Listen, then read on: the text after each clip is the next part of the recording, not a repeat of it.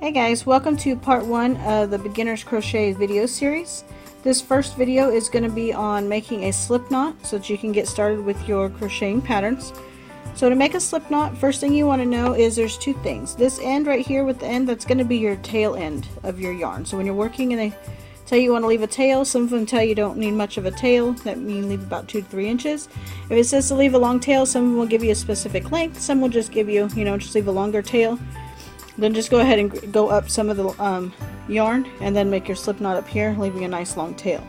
For what I'm going to show you today, we don't need a long one, so we're going to go ahead and make a little quick slip knot with a small tail. This is your tail end. This is your working yarn. Anything that's connected to the ball over here, that's your working yarn. So what you're going to do is you're going to start out by taking your yarn. You have the tail on the bottom, working yarn on top. You're going to put the 2 fingers facing down. You're going to twist up, and then you're going to take the working yarn between your fingers. You're going to hold both the tail and the working yarn and pull it tight. That's going to create the knot here.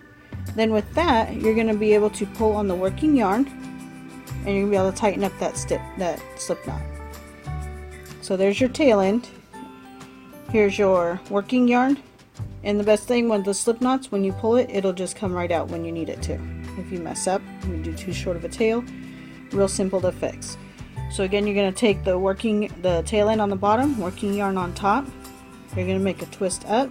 Then you're going to take that working yarn between your 2 fingers, pull it through the hole, and then with both fingers on both strings on top and bottom, pull it tight.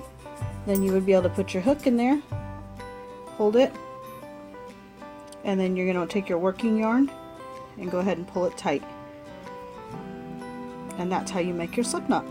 And then you're ready to get started.